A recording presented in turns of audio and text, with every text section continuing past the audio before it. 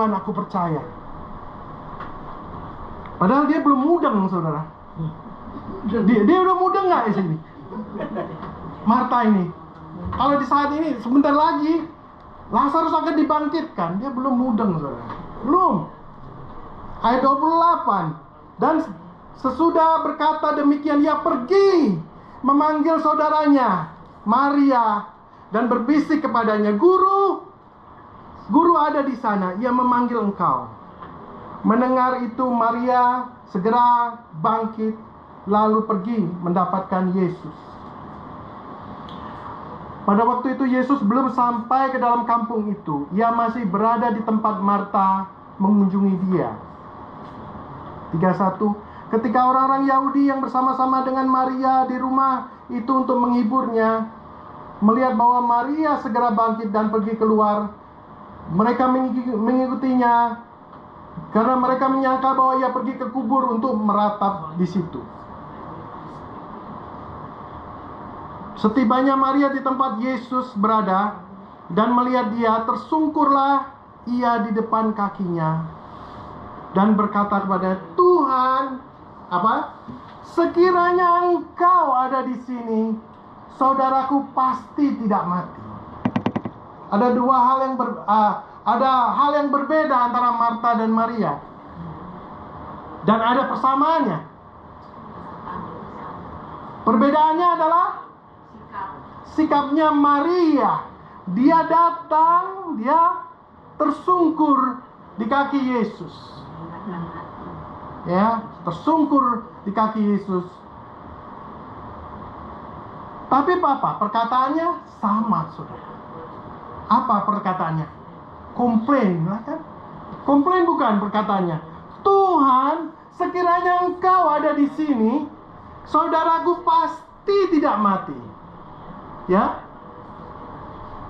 Mereka berharap apa? Kesembuhan, saudara ya. Mereka berharap kesembuhan. Kalau Tuhan Yesus datang, dia pasti sembuh. Ya, nggak lagi sakit. Sekali lagi saya tanyakan kepada saudara, apakah Maria ini berhak berkata begitu kepada Yesus? Tidak. Tidak. Ayat 33. Ketika Yesus melihat Maria menangis dan juga orang-orang Yahudi yang datang bersama dia, maka maskullah hatinya. Ia sangat terharu dan berkata, di manakah dia kamu baringkan? Jawab mereka, Tuhan, marilah dan lihatlah. Saya mau bertanya nih, apa arti kata maskulah? Ada yang tahu nggak kata masgula? Masgul.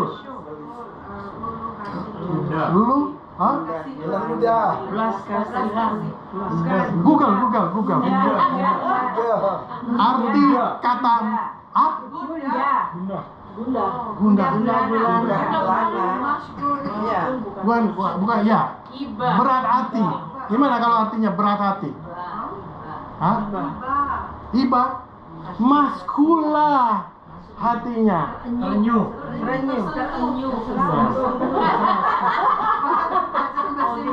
Coba mas gula, bukan mas kopi, mas gula. Coba di Google, apa artinya? Sedih, murung. Ya. Iya, susah hati, berat hati. Ya. Jadi itu artinya ya. Tapi kita tetap pakai kata mas gula. Oke? Mas gula hatinya. Masgul. Bukan masgul itu kata ininya, masgula itu tambahannya lah. Masgula. Sedih lah, berduka lah gitu. Masgula. Oke? Masgul, ya. Udah? Dan ia sangat terharu. Sekarang saya mau tanya ini. Ya. Supaya kita nggak salah sangka ini. Yang pertama, dia terharu karena apa? Yang pertama, masgul hatinya Tuhan itu karena apa dia masgul hatinya? Apa? Maria datang dengan bersimpuh.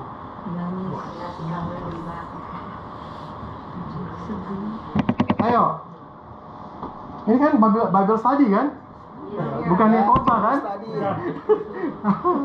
Ayo, apa arti kata masgula? Yang dimaksud, dia masgul ini, hatinya Tuhan itu masgul karena apa?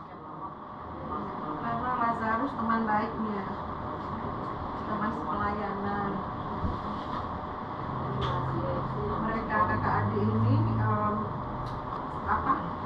selalu melayani, mengikuti Tuhan. Jadi ketika dia meninggal, mati, ya Tuhan kasihan, masgul hatinya gitu. Maria inilah yang meminyaki kaki Maria Yesus ini. ketika Yesus mau disalibkan. Marta Ini belum memasak, nih. Marta memasak, Maria menerima korban. Nah sekarang saya tanya, di ayat 33 ini, di situ ada berapa orang yang menangis sebenarnya? Banyak kan? Banyak. Bukan cuma Maria kan? Karena ada yang penangis-penangis yang lain kan? Iya kan? Lalu kenapa hati Tuhan Yesus masgula? Karena banyak orang yang nangisi dia, hati Tuhan itu tersentuh. Banyak yang mengasihi Lazarus. Karena Lazarus ini selama Mati gitu ya. mati dan dia banyak Dia mati karena apa? Karena penyakit. Sakit karena siapa yang mengalahkan sakit? Maut kan? Maut kan? Gitu. Jadi masgula hati Yesus adalah kenapa ini bisa terjadi seperti ini situasinya? Bukan beginilah Allah menciptakan kita. Kenapa kita dikalahkan oleh maut, saudara? Masgula hati Yesus melihat keadaan ini. Kenapa anak-anak manusia dikalahkan oleh maut, dikalahkan oleh dosa. Dan ia sangat terharu. Dalam bahasa aslinya, terharu ini apa? Bahasa aslinya sebenarnya embryanomai. Artinya menurut saya kesal. Masa kesal, saudara. Merasa marah, saudara. Kenapa keadaan menjadi seperti ini, saudara? Mengapa manusia dikalahkan oleh dosa? Dia merasa kesal, merasa marah, saudara. Merasa berat hati. Lalu dia berkata, di manakah dia kamu baringkan? Lihat perkataan Tuhan Yesus. Yang ditulis apa? Di manakah ia kau baringkan?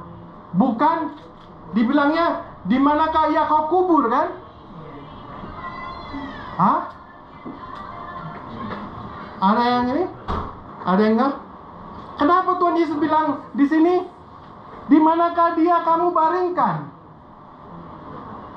Bukan di manakah dia kamu kubur? Kenapa? Karena Tuhan Yesus tahu dia nggak meninggal. Bagi Tuhan Yesus dia tidur. Lalu berikutnya, Tuhan marilah dan lihatlah. 35. Maka menangislah Yesus. Saya mau tanya, kenapa Yesus menangis? karena banyak orang nangis jadi ikutan nangis. Masa ketawa Tuhan? Ini Bible study loh, jadi perhatikan Bible saudara. Jangan perhatiin Pak Tony.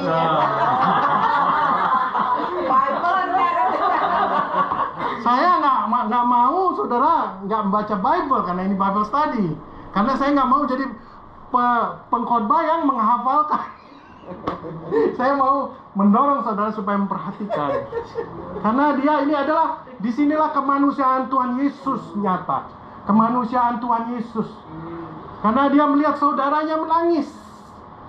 Kalau kita melihat saudara kita sakit atau menangis, kita akan merasakan saudara kita menangis, bukan? Inilah yang sedang Tuhan Yesus lakukan. Ayat 36. Kata orang-orang Yahudi, lihatlah betapa kasihnya kepadanya. Ayat 37. Tetapi beberapa orang di antaranya berkata, ia yang memelekkan mata orang buta, tidak sanggupkah ia bertindak sehingga orang itu tidak mati? Saya mau tanya ini arti ayat ini 37. Apa arti ayat ini, saudara? Yang berbicara ini orang siapa? Orang-orang Farisi, orang-orang pencemooh kan, saudara? Maksudnya apa ini di sini? Ngenyek. Dia bilang, iya yang udah memelaikan mata orang buta. Sebenarnya dia ini mencoba apa? Menyatakan kebenaran mukjizat sebelumnya atau bukan? Atau menggoyangkan? Sebenarnya apa ini artinya? Dia menggoyangkan atau menyangsikan mukjizat sebelumnya. Mukjizat ini yang memelaikan mata orang buta ini. Iya. Ini yang orang yang telah diurapi oleh roh kegelapan, roh jahat, dia berusaha